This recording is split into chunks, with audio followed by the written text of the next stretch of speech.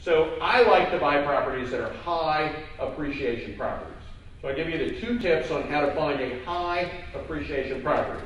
Tip number 1, Google satellite view. Okay, Google satellite view.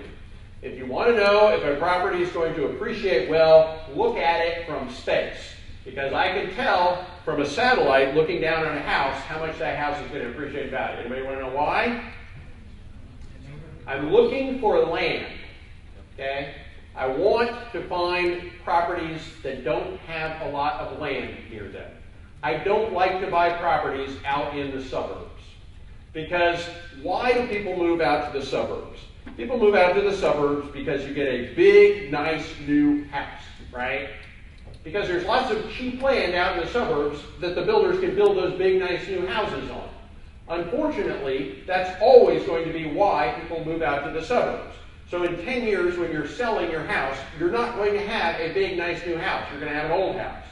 But what are they going to have right down the street? A whole bunch of big, nice new houses. That's your competition. So if you're building property, rental property out in the suburbs, unfortunately, you're always going to be competing with builders and new construction, and your property will never be worth more than whatever it costs to build a new house. In other words, your appreciation is going to be limited by cost of construction. Now, cost of construction does go up a little bit over time, but I want a lot of appreciation. I don't want just like, cost of living adjustment appreciation. I want a lot of appreciation. So I want to buy properties where there are no other opportunities to build houses. I want to buy properties closer in. There is no land. There will never be any construction. Okay? So I want to buy properties for holding that are in fixed supply areas. Because real estate is all about supply and demand long term. So I figured out the supply, right? You got to be in a fixed supply area. Now I got to figure out the demand. Because I want to buy properties where there's fixed supply and growing demand. Because if you have fixed supply and growing demand, what's going to happen to the price?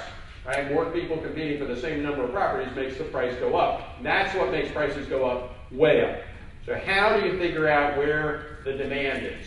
Well, what you really want is access to a real-time database to determine exactly where people are moving to and where people are moving from. And there's actually a national database that's available to everybody for free that has that data real-time, and you can find it at uhaul.com. Okay?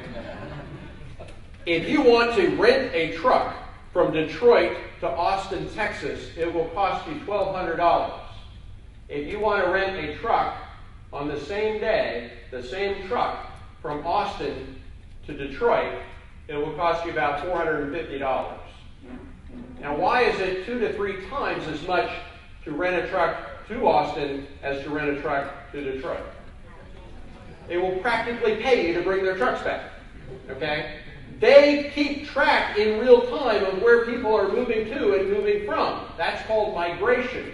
You want to invest in high migration areas, right? Because those are the areas where the population is growing. Now, good news for a lot of the people here, most of the people here are from Texas. Texas is a very high migration state. So you have a pretty good state for buy and hold. If you buy the right properties in the right neighborhoods, what you're going to find over time is you've got more and more people moving into the city, competing for those properties that you can't build any more of in the more inner city areas. That means growing demand for fixed supply. That is the recipe for making a lot of money on a rental property.